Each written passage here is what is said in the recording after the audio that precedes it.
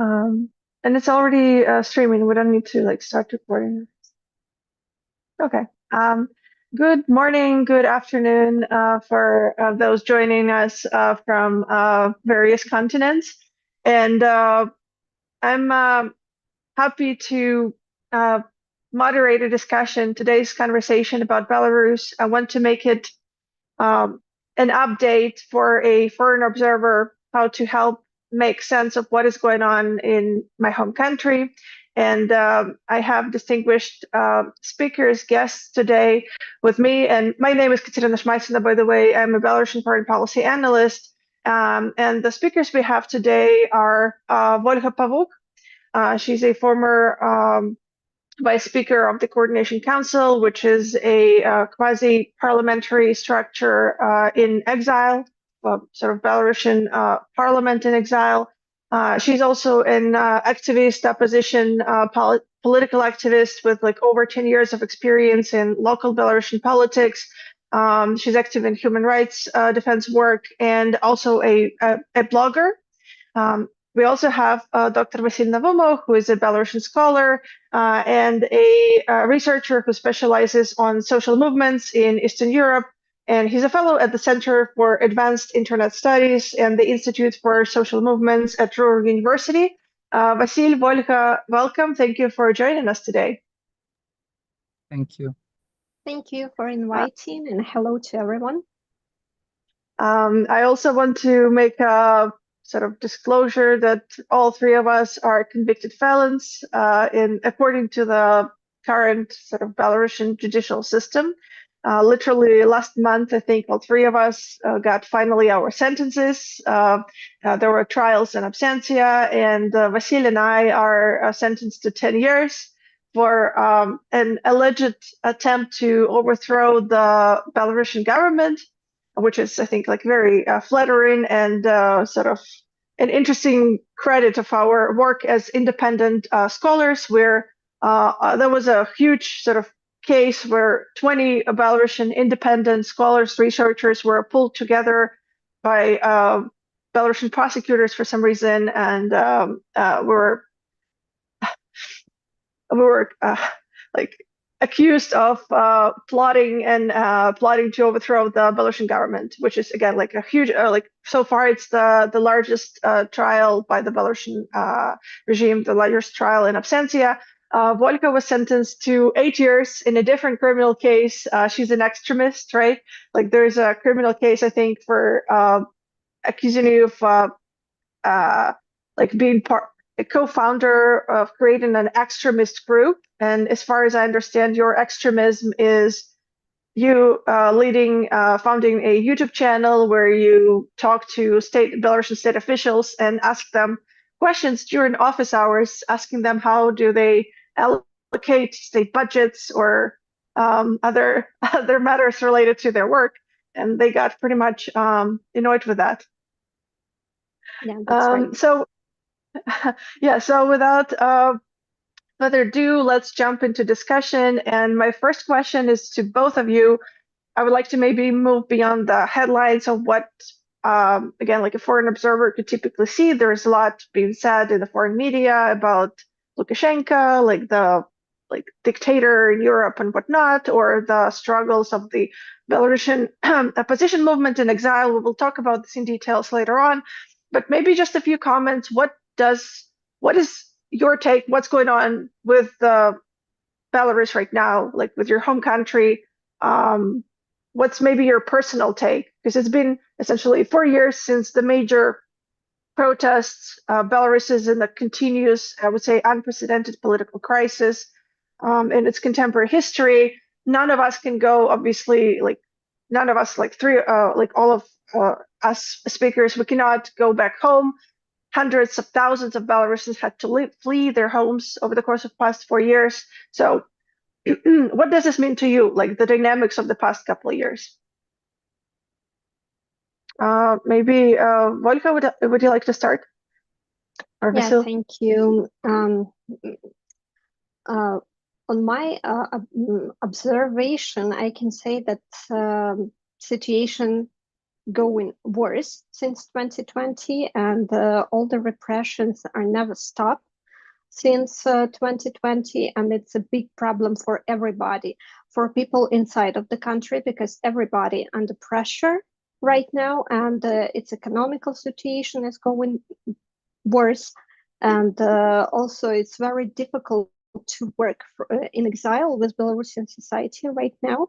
We have a lot of problem how to get information inside of the country, because we are extremists, and people in Belarus, if they send us some information, they also can be jailed for 7 years, and just for information, and it's a big problem. So I'm afraid that before next elections in 2025, we will have even harder repressions towards people inside of the country. They will find some enemies inside of just society, and from worker crews and so on. So I think that we had a lot of work with that, and as I can understand, nobody know in this world how to beat dictatorship in our region. I wanted to add a comment on what you just mentioned, that there is problem with access to the information. I would say that I think like on the side of the expert community, like it's really hard to get information on the ground as well, or to conduct any research. Most of our colleagues, and again like us, we had to flee. There are no independent journalists left inside the country. Like there are people who maybe work non-publicly, sort of as do some journalistic work, human rights work, but very few people, or virtually, as I would say, like no one still being able to live in the country. They're not speaking up publicly, and again, it sort of creates a distorted picture. While again, if you want to conduct a sociological research, or like write a policy paper, conduct a study, it's really hard to find someone who would be willing to collaborate, even without mentioning their names on the publication. Vasil. Yes, I mean, you just were saying exactly what I was going to say. That I mean, since my since I left the country in 2020, in August 2020, I also kind of had a problem of getting information, and because almost all of my contacts, they either emigrated to other countries, or I just stopped communicating with them because I'm aware that it could be dangerous for them. So in this situation, I mean, it's really difficult. Belarus seems to be like a black box. From another side, through like third hands, I know something about like very limited information about situation in Belarus, that still civil society exists, and still civic activists try to connect to each other, and they conduct certain initiatives, although in most cases they are not political, obviously. They could relate to, for example, cultural sphere, and they, as a rule, are short-lived because people, they understand that it is simply dangerous to be active right now. And in this situation, I mean, as an expert, as sociologists, I think that we have to read science, and sometimes we just, you know, like analyze some events and try to make more or less like coherent narrative of what is happening. Like, for example, with the recent release of political prisoners by Lukashenko, 18 people, if I'm not mistaken, were released, and it led to discussions on whether Lukashenko is trying to like trade prisoners once again, and whether this could be considered like, you know, the humanitarian act from the regime. Like there were a lot of discussions about that, but at the same time, the next days there were more people who were imprisoned, meaning that nothing actually changes in a big sense, but there are still some developments that we are not really aware of that are happening, and we can only guess about the reasons behind this. I would suggest that now we would sort of move on a little to the discussion what's going on with the democratic opposition structures in exile, what they're up to, are they efficient at all, or or not? Because again, it's hard to maintain the contact when you're so isolated from Belarusians on the ground. Sometimes it's just not safe to participate in politics or even to read the major like independent news media. And before we jump into that, and I put Volha on the spot, asking her about her experience, again, in the Coordination Council as a vice speaker and someone who's been really active in the Belarusian opposition politics, even in exile for the past couple of years in Lithuania, where she's currently based. I want to encourage our audience to leave questions in the chat box, either on Zoom if you're joining us on Zoom, or on YouTube, wherever you're just watching us. That would help us to plan our Q&A session better and to know how much time we need to allocate for that. Volha? Yeah, actually, I'm in oppositional political structures for more than 10 years. And I can say that now our oppositional structures in exile trying to survive, really. And I can say that Coordination Council is not a bad try to do an institutionalization of opposition in exile. And the second company of Coordination Council was not very successful, as said a lot of Belarusian people. But I can say that we did a lot of inner work to make some rules, automate some processes, and to have some new ties with some international institutions. And we did this work really well. And now we have the third course of Coordination Council, and we had such prosperous and very famous people like Pavel Latushka and his strong group of people who works with them, and also a lot of famous political activists and academics in it.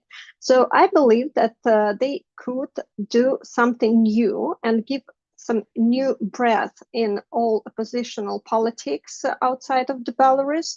And if they will work together effective, so they can invent something new for our situation. But of course, we have a lot of problem inside, because Belarusians, I can say that in some kind we are infant in political processes, because nevertheless, most of Belarusian people have institutional and high education, and they really well educated people. But political part, it's not our silная сторона.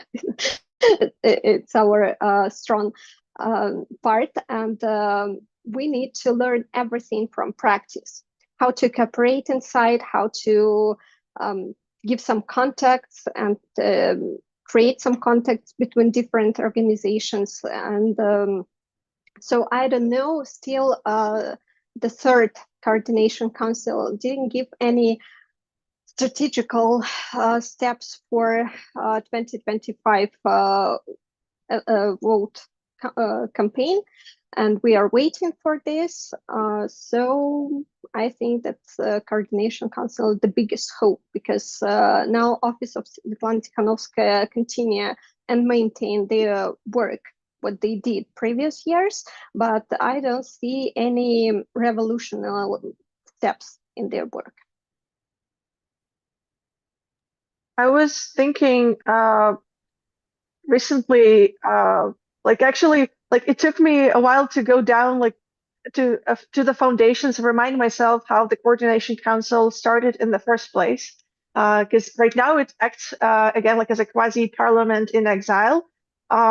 It came out in 2020 during the presidential campaign, or I think right before the elections, or around the time of the elections, when it was clear that country sort of plunging into crisis. There is violence against opponents. Some of the presidential, like the front runners of the race, were imprisoned, and that's when civil society representatives and public intellectuals, including Nobel laureate Svetlana Alexievich, political like representative of one of the political groups, Maria Kolesnikova, and many others, came up with an idea that we're a civil, non-political, not necessarily political structure.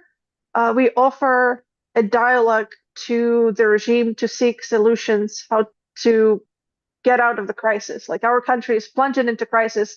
We're trying to be a non-political initiative, like more of like civil voices, trying to seek solution out of crisis. And it didn't work out well. I mean, for the activists and intellectuals behind this initiative, in a way, many got imprisoned. Well, the regime could not arrest Svetlana Alexievich because she's a big deal as a Nobel laureate. She had to flee the country. I think she was basically at some point almost not like under house arrest, but she couldn't get out, and she didn't feel safe. Right? Like she was just staying in her place before she chose to move to Germany. Maria Kolesnikova later was abducted on the street. She was active in the team of Viktor Babarika, one of the presidential frontrunners of the race, who was imprisoned as well. Again, it's hard for me when I talk about Belarus not to get overly dramatic, but it is what it is. And again, in that context, I would say I admire the fact that the opposition pro-democratic groups managed to survive and to in exile, and it means a lot of cooperation, sometimes reliance, dependence on the hosting countries, on enhancing connections with the hosting countries, right? So many of us, or many of the opposition groups, are based in Lithuania and Poland, I think mostly. These are like the major centers. And it also reminds me of, let's say, the times of the Soviet occupation and the World War II turmoil, when the, let's say, Polish or Latvian governments were also existing in exile in London, or like there were diasporas somewhere in DC, developing foundations, even though it seemed sort of hopeless at the time, or like there was lack of hope, but they developed some strong foundations for the future of democracy, and they came back to their homes to rebuild them. Vasil, I would like maybe to ask you to talk about diasporas in this context. I know that you study the challenges and the current activities of diasporas, also their political activism and advocacy campaigns. Could you share this with us? And essentially, I think like I'm wondering myself, are diasporas, or like Belarusians and diasporas, are they active in politics at all? What's your perception of that? Or people, of course, like people attend to their basic like needs and survival first. So what is there a balance there? Like, are people active in political lives nevertheless? Yes, thank you for this introduction. I really think that depends a lot on the country, because there are different like structures of political opportunities in the countries where people and activists actually end. So in Poland, in Lithuania, Germany, Georgia, there are different possibilities for them, different opportunities for legalization, etc. And we actually conducted research with the Institute of European Politics on the position of Belarusian diaspora. First of all, on the challenges that they faced during the integration. And actually, I actually prepared a presentation, and if you allow me to share that right now. Sure. Okay.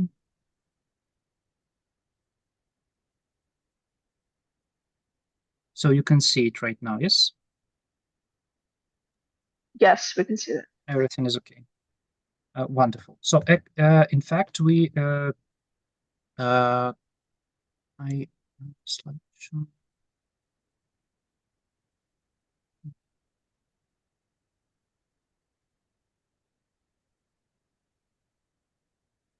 I think this is one or not. Where is it? Where is to start from the current slide? Right. So yeah, we as for the methods, we conducted 28 interviews with activists, lawyers, and social workers from Belarus who immigrated after 2020 and live now in 4 countries. This is Poland, Lithuania, Germany, and Ukraine. And I believe this allowed us to gain quite a deep understanding of their problems. The report itself is 50 pages long, so I definitely will not speak in depth about that. I will just focus on the top 3 challenges that people faced after their relocation. First of all is the situation with Belarusian passport.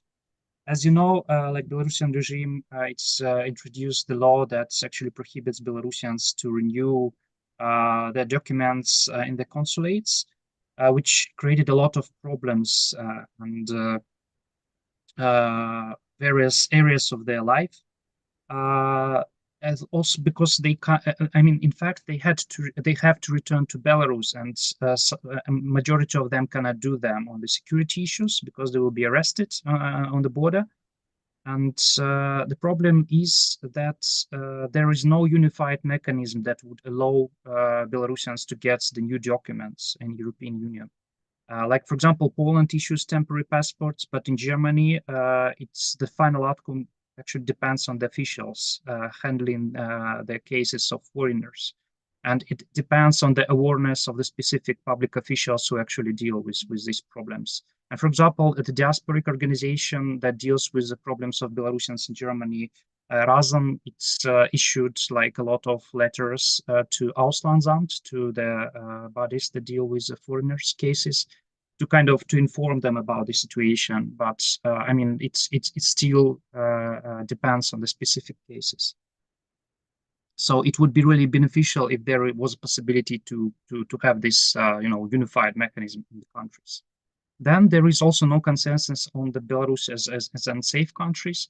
For example, in Lithuania and Poland, it's definitely the case, right? Because there was an influx of refugees from Belarus, and like public officials and politicians, decision makers, they are really aware of the situation in Belarus. But in Germany, for example, it's not always the case. Sometimes Belarusians are advised to go to Belarus and to deal with their problems when it goes about the documents. And also the third problem is the legalization in asylum via asylum procedure. Sometimes, when it goes about Germany, for example, I think it's the number of people who actually get asylum from Belarus is like less than 1% or about something like that. It's really difficult to provide all the documents and to prove that you actually face security threats in Belarus, because sometimes, as we know also from our case, we cannot get the official documents that could prove that. So those are my main top 3 challenges, I believe. And we can also speak about like legalization of the documents and diplomas, for example, from Belarus. When people want to continue their education, they have to also to get this official stamp, right? Officially recognized documents, translation from Belarusian or Russian to German language, for example. And it could be done with apostille only in Belarus, and it's not possible to do that in Germany, for example. And another thing is also language barrier. When you go to Germany, you also get a lot of possibilities to get through these integration courses to learn German. But still, in order to be able to start working, or you have to know German really well, and it really complicates your integration to German society. So we also probably I will not also delve deep into this the topic and policy recommendation that we had for German authorities. But I think that this is also not only for Germans, but could be also general recommendation to Belarusian in all the countries, that's necessary to enhance access to legal assistance, because in many cases, Belarusians, they are not aware of the complicacies of the legal system in the countries that they end up in. Then there should be like processes like streamlining asylum procedures and like making this recognition of political persecution probably more like easier process, not with awareness that it's not always possible to get the official documentation. Also, I think that people who deal with the topics of help to Belarus should engage in diplomatic efforts to help Belarusians, and finally also to take measures to combat discrimination and cases of unfair treatment of Belarusians. For example, as it happens, as I know, last 6 months it happened in Lithuania with the cases of so-called Litvinism, when some of Belarusians get into the lists of being like a threat to Lithuanian authorities, and they could be even deported. So yeah, that's about my research. And returning to your question, that's whether Belarusian civil activists that are currently end up in countries like various countries, they still have a possibility to continue engage in very civil initiatives. I think this can be said. Yes, that they do that, and their kind of the networks between them are getting even more stronger, more enhanced, because since 2020s, when people like emigrated, they had some time to settle in the countries of their choice, and then also getting back to their agenda, also building various networks and engaging in various civic initiatives. So this process is slowly, I think, becoming more and more stronger. And one of the things that Belarusians currently could do, I think, is also trying to get into this context of the local context that they end up in, and also getting new skills, new knowledge, and then probably in future getting back to Belarus when the situation changes, and bringing up the social capital that they have, and probably also contribute to the changes inside the country, because right now from outside it's a bit difficult to do.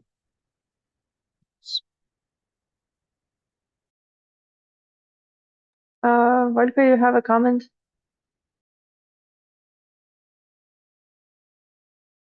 Oh, we don't hear you. You're muted. Sorry. Thank you for your presentation. During it, I also got some ideas. What should we understand about the diaspora? Our regime and KGB methods also have a lot of influence on people, not only inside of the country, but also outside of it. And many of us still have families in Belarus and some properties, for example, and regime used it for its purpose. And we'll also need to remember that, for example, here in Lithuania, KGB is a museum, but in Belarus, it is still a hard-working structure with deep traditions and strong roots. And they also can successfully work not only with Belarusian opposition, but also with European countries. They create a lot of problems, for example, for Poland, for Lithuania and Latvia with migrant crisis. And for that, we are political refugees have a lot of problems. With documents, with different negative position from Lithuanian society, from, for example, and so on.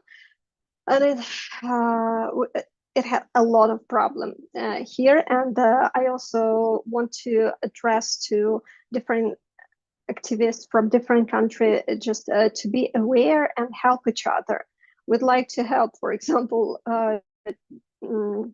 Georgian activists right now, because now a lot of people compare Georgia and Belarus and the way you're going right now. And so, yeah, so every point from this presentation we can discuss like separately and give it a lot of time for it. Thank you. I wanted to move a little to the foreign policy dimension, or if there is any, I would say, sarcastically. I mean, given the isolation of the Lukashenko regime internationally, where like the regime is under sanctions, but Lukashenko's main vector is again like over dependence on Russia, a little bit of cooperation with China. And I would assume that, again, like for a foreign audience, like the most pressing question is how long or how so Belarus is a troublemaker in the region in terms of security. And it is what we see now with the role of Belarus as like staging tactical nuclear weapons, being a launching pad for Russian aggression in the region, including providing infrastructure for attacks in Ukraine, or being a threat to NATO potentially. It is a striking contrast with how the regime of Lukashenko portrayed itself over the course of past years prior to 2020. And it's hard to remember, like to sort of to compare it or to imagine that only 5 years ago we were in the normalization stage with the West, where again Lukashenko's state officials and diplomats were shaking hands with their European and American counterparts and presenting themselves as a donor of stability in the region, with the Minsk agreements on ceasefire in Donbass, for instance.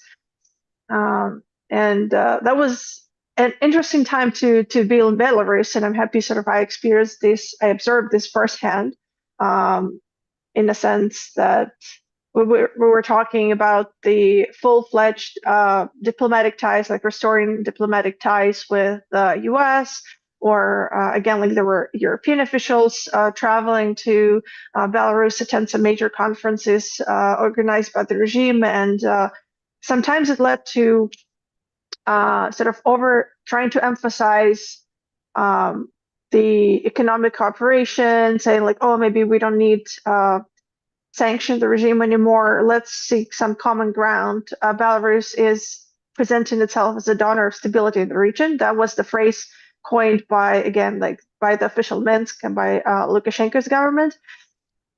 And then sort of overnight, we plunged into crisis, and it's hard to remember that this dialogue was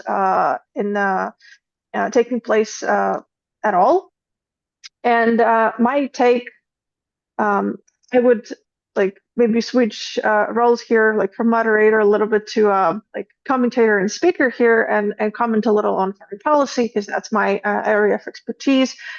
And first, I would like to emphasize that we as and I myself, like as a foreign policy analyst, I have to maybe like speculate in my analysis. Why? Because we have very limited access to the information on the ground.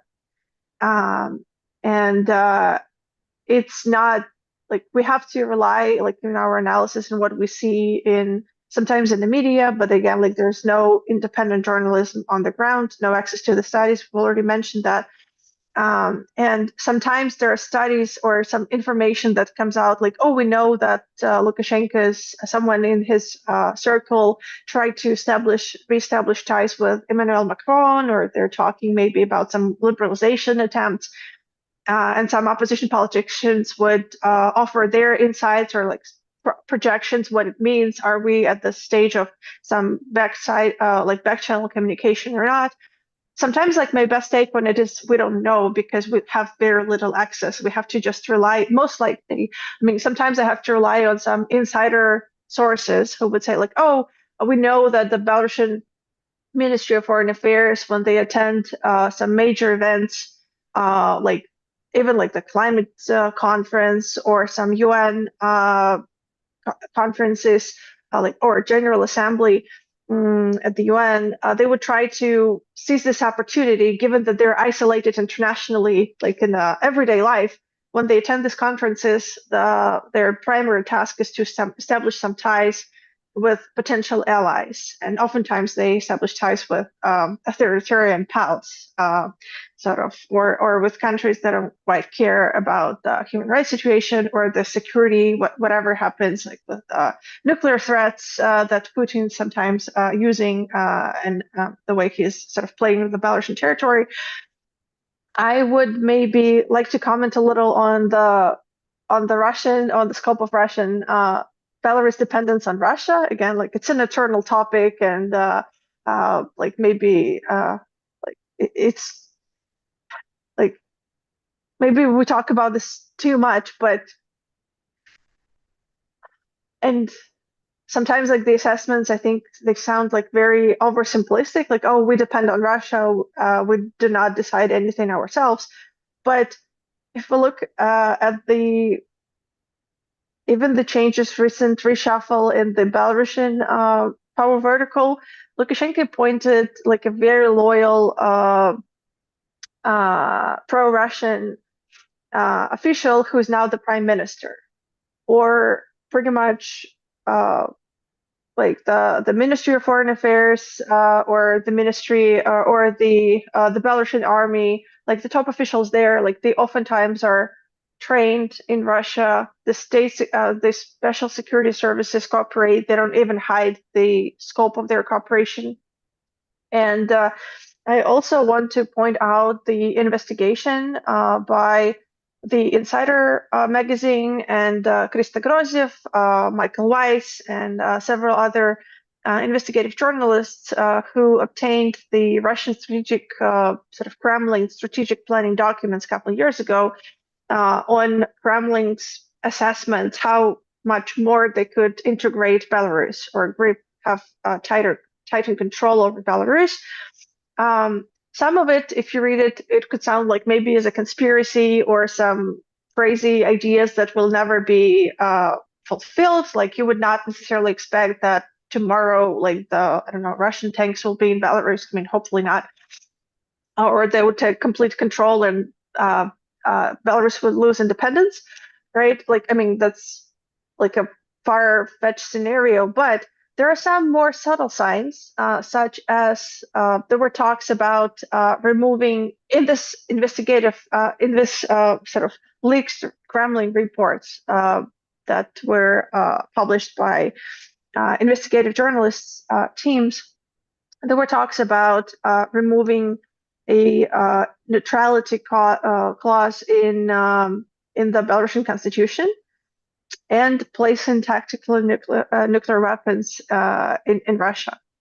And this indeed has happened, maybe a year down the road after this sort of investigation came out. And Belarus did conduct a referendum, I mean, so to say, given how how the government is counting votes, and Lukashenko knows, or like he mastered well, if anything, over the course of like past 30 years that he's been in power. He mastered well how to re-elect himself, giving himself like 80-ish% of the votes each time, and how to master any vote count at the referendum. But so long story short, still we have the tactical nuclear weapons are in Belarus, and we are staging also Russian troops, right? Or rather, that was the case in the very beginning of the Russian aggression, full-scale aggression, invasion of Ukraine in 2022. What is going on right now with Belarus involvement in the Russia's war? We provide infrastructure, and many state-owned enterprises in Belarus are being repurposed to serve the Russian military needs and to provide like backup technical support to Russian military, which for me, it's an indicator of sort of Russian long-term plans. Like they're not anywhere near the end of the war. Like if there's like moving forward, like to repurpose or sort of redirect the production at certain enterprises to continue servicing the military needs. And with the tactical nuclear weapons, it's an interesting move as well, because there was no actual strategic rationale behind placing those nukes in Belarus, because you could as military experts concluded, there was no technical sort of necessity to place them. You could successfully launch them and towards the same targets, even if those nukes were based somewhere in Smolensk, Bryansk, and somewhere in Russia. It was more of symbolic gesture, a power move, demonstration of power, and intimidation attempt to use Belarus as another sort of sovereign state, to place nukes there, to create more disturbance at the NATO border. And I would also look at the maybe most recent events when after Putin's inauguration, one of his first trips was first he of course traveled to Beijing, but then he traveled to Belarus with the whole delegation, bringing his top ministers. And I wonder why, because Lukashenko, or the Belarus significance sort of or geopolitical weight, so to say, is not too we're not that important. Why would Putin bring the whole team of his advisors and again top officials to Minsk for what? As if he couldn't just call Lukashenko and Lukashenko would hop on the plane and conduct talks with him in Moscow. That's what they usually do. But what was, I think, the major purpose of this was to demonstrate that's the as far west as Putin can travel right now, with all the isolation or the indictment by the International Criminal Court. It's not that he can freely fly to or travel, I don't know, to Paris or Munich, and it's not that he will be well accepted there at this moment. But it was more of a demonstration of power and a message to the West, to NATO, to once again demonstrate the might. And what was caught in the headlines at that time it was again the talk and the concerns with tactical nukes, and the fact that Russian commander-in-chief is once again threatening the West and showing off, showcasing the Russian military might. So, and I think to sum up this, I would just underline that we're Belarusian government is sort of selling its independence, sovereignty trade-offs in exchange of for Russian political support, and this has something to do with the fact that Lukashenko would not have stand on his own during the major protests in 2020 if it was not for Russian support or Russian sort of implicit threats or signals to the West that, okay, don't mess with us over Belarus because we have nukes. Again, it just this nukes conversation pops up a lot, or the Russian military might, who's or political might that is standing behind the Lukashenko regime. It was constantly popping up in the conversations, let's say, or some messages from European politicians towards Belarusian opposition back in 2020, saying oh, let's not intimidate the Moscow bear because it could get too dangerous. We don't want Euromaidan scenario in Belarus. And I guess my rhetorical question here is, look where it got us. The appeasement attempt and the idea that, okay, we won't mess with Putin. So I think I will sort of stop pondering or expressing my grievances of Belarus overwhelming dependence on Russia. Maybe just one more remark. I think, again, my take when I look at what is left from Belarusian sovereignty or what Lukashenko is deciding right now versus what Moscow folks are deciding with regards to Belarus, I would say that Lukashenko is right now, he's good at intimidating his own opponents, using the police or secret police and brutal force to suppress dissent, but when it comes to major decisions, such as like the foreign policy, I would say like it's in large part dependent on Russia. And I think also that's part of the reason why we do not see the release of political prisoners. I would think that maybe Lukashenko would be happy to once again repeat the scenario where he would capture political prisoners, release them in exchange for some favors. But I don't think that as long as we're involved in this war, like on the Russian side, I mean, like the regime is. I don't think it's in Putin's plans and Kremlin's plans to allow Belarus to pivot towards the West once again. So I'll stop here and let's maybe jump to the questions. But before that, I have like a $1 billion question or maybe a rhetorical question because I don't have the solution to that. And I think so. My question is, what do you think, given all the restraints and unfavorable conditions that we are at right now, as a democratic movement or democratic activists, how Belarus crisis could be solved? What should change? What's the way out of it? I can start, and I strongly believe that we do the best what we can do at this moment, because we have some limitation of our resources and human resources and so on.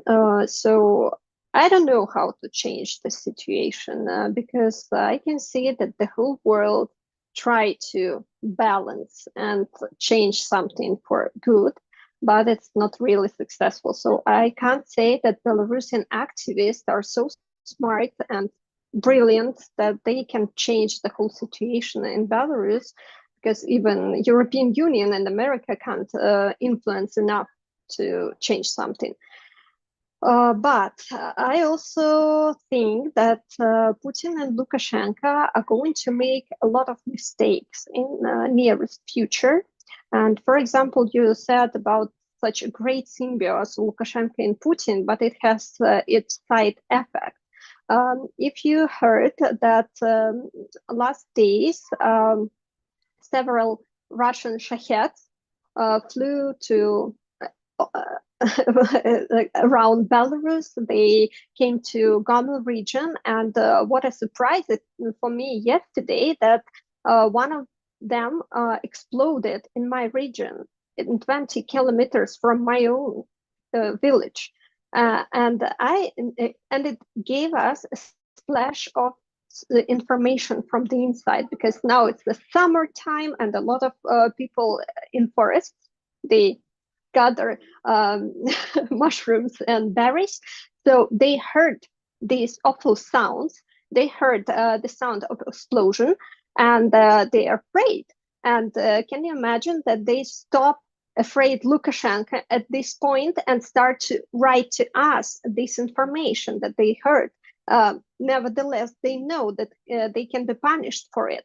So we can also see that Russian economy is a decrease, and the Belarusian economy dependent on it. And I think that it can change situation, not through us, but through their own mistakes and also lack of support and resources. So we just need to continue our work. And I believe that so experienced crew of Pavel Latushka will also have an influence on different sanctions on Belarusian regime. Today we also got news that not only Latvia but also Lithuania stopped to stop to give the enter to their territory for Belarusian cars with Belarusian registration numbers. And it's also something new for Belarusian people. So I think that step by step, they are dying, and we will see it. Thank you.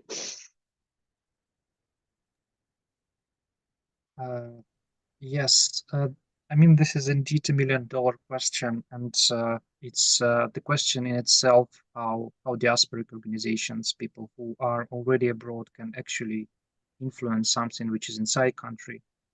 I think that what is really important is that we continue what we are doing, like enhancing the networks, like building up cooperation, getting new skills, because in fact we're investing in our human capital, like that's to we have like this overarching aim of like Belarus in the future, democratic Belarus.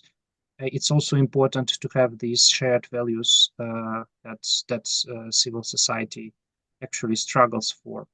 So I think that by doing this, we actually are investing towards the Belarusian future, Belarus, democratic Belarus. When these big geopolitical changes happen, we can return and actually start building it from the grassroots level. I think this is important because I mean 2020, what actually was like one of the most important thing is that at some point we actually witnessed that Belarusian civil society became stronger, right? It became stronger, not least of all due to this totally inefficient treatment of the pandemic in 2020, when people started gathering and like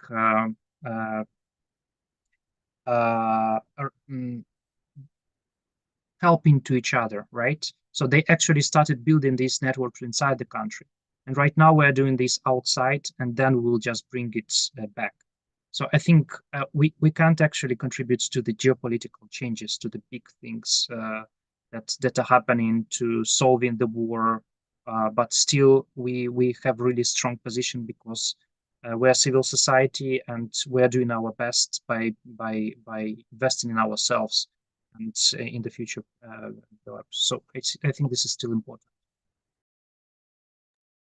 So now we'll jump to Q&A session, and I think like in the chronological order, I'll just mention the questions. So the first question is about whether we have public insights into public health developments in Belarus, as there was the most recent UNICEF survey in 2020. Is there a verifiable data on health of mothers and children in resettlement return areas in Homiel and Mogilov? Is it, I think, maybe related to the Chernobyl impact, I guess. And the guest is asking about the cancer registers that are quite out of date, and the epidemiological trends that are difficult to recreate at a later date.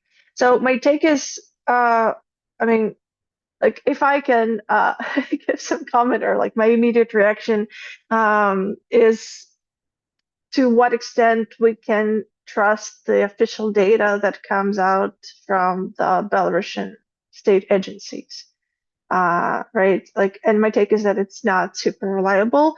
I would just bring an example of a pandemic situation where the government, the officials were covering up the real numbers of COVID cases and COVID-related death, and there was sort of a political decision to even to give diagnosis, like if a person dies of COVID-related complications, the doctors were ordered to write a statement that the death occurred out of any other reason but COVID.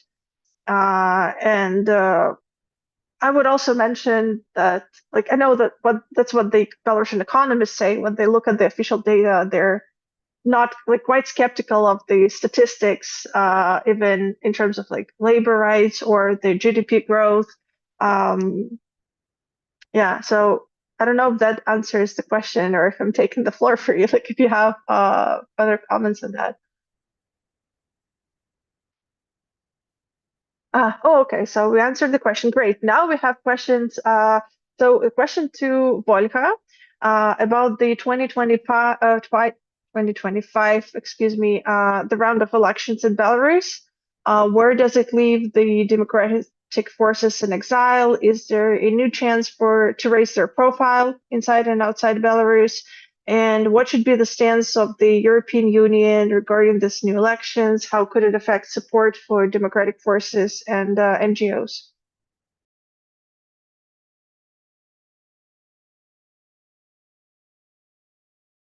You're muted again. Yeah, I see. First, I want to mention that I don't believe that we can have a repetition or repeat 2025 of previous revolution, because in 2020 people gave a huge amount of credit of trust to oppositional forces, and now we don't have so many people inside of the country to stay out, to stay against the Belarusian regime, and we still don't have like clear strategy from oppositional forces for Belarus during elections, and I don't know what they're going to suggest at first. And the second problem that now we don't have enough not the resources, but these channels to deliver the information inside of the Belarus, because as I know, many people just unsubscribed from all oppositional sources of information, and they just can't find it. But I believe that Coordination Council will suggest some general strategy for NGO and for other political organizations, but we need to wait for it. I don't know a real question or answer to that. So I think that will be the final question, given that we're running out of time. So the question to Vasil: what are the prospects of Belarusian academia and academia on Belarus in exile? Are European countries a good host in this case, EU countries? And there's a question about your report, Vasil, that you presented, whether it's published and where can we access it? Probably I will start from the second question. The report has not yet been published. We are doing the final touches, but it soon will be in open access. So yeah, I will just probably publish it. It will be published on a page of Institute of European Politics, and I will definitely share it within my channels. And as for the first one, it's quite a complicated question about the position of Belarusian academia in general. Because I would say that it depends actually a lot on specific academicians, and it's basically case by case scenario, because in some spheres it's possible to integrate quite good into this foreign academia. For example, if a person who relocates has good skills that could be and knowledge that could be kind of transferable. But for example, as I know, and also the knowledge of languages would be a definitely important thing. But for example, there are some specialities that's really difficult to with which it's difficult to integrate into the European academia. Like for example, Belarusian historians would I think it's difficult because you have like quite a narrow area of specialization. And then you have to kind of rethink that your position, and actually maybe even to your specialization as well. I know for me it was also the case when I relocated to Germany first in 2016. I was actually thinking about like starting research in German movements and specializing in this. But then my supervisor said that probably does not make a lot of sense because there are a lot of Germans who actually doing this better. So you have to actually to think about your Belarusian experience, about your integration to the context and close, intimate knowledge of the Belarusian social movements and protests, and deal with that. So I think it's important to kind of to rethink your ability to resell maybe yourself like as an academician in other contexts. So it's a difficult question. And actually, when we're speaking about reports, currently I'm researching like the position of Belarusian academia abroad, and I will also probably publish it in September or something like that. So yeah, thank you for the questions. So it's been an hour, but we will make room for one final question, which just came up. Has there been any consideration for Lukashenko's administration? What happens to his government after the war in Ukraine concludes? Does Lukashenko benefit from a perpetual state of war, or has there been any discussion for a war offering?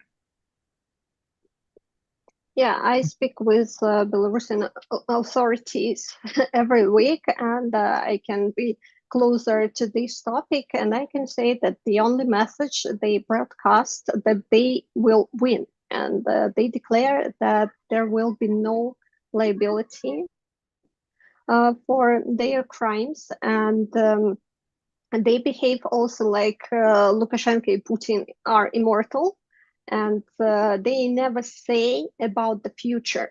Even if you ask them directly, what are you going to do after their death, because it's natural, they don't have any answer. They say like, oh, don't stop it, don't talk about it. That's their real mood and behavior. But I think that in reality they have some transitional plan and what to do then, but they never speak about it, and like made a poker face for this question.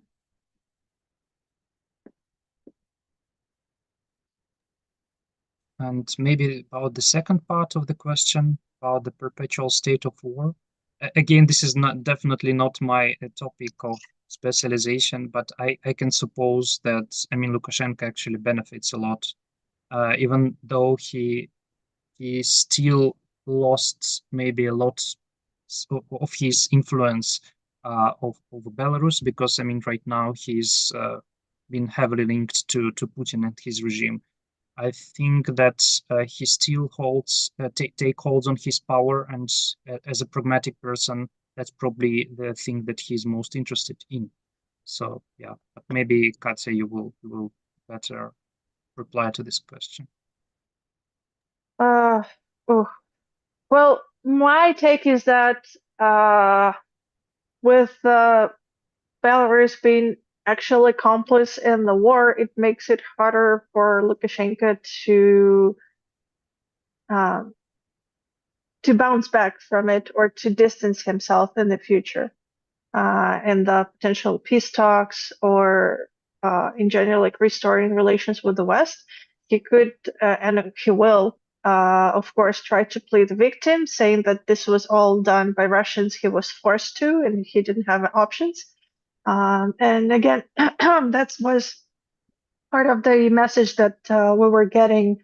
We were learned from the Belarusian diplomats trying to establish back-channel communication at the UN level, at some other side conference events in the past, saying that, oh, lift the sanction pressure, otherwise we will be absorbed by Russia. This is not our fault. I don't think that Lukashenko enjoys the fact that he has less and less decision-making power compared to Kremlin. But again, like maybe, I don't know, Vasil, if I'm trying to guess what your expression means in this regard, but that's my take on it. Yeah, I mean, there is definitely path dependency in that, and I mean, that as you said, that he cannot just jump from this situation and kind of be a winner in this or that sense. So yeah, I mean, basically that's something that you already replied. So yeah, thanks.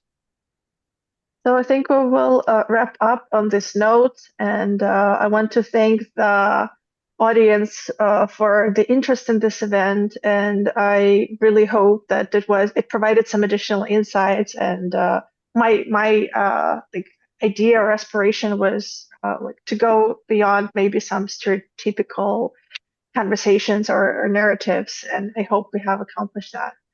Thank you for joining us, and Vasil, Volha, thank you for finding time to speak and contribute. Thank you. And thank you for the interest to Belarusian topic. So I guess we should just log out right now because that's how the streaming service works.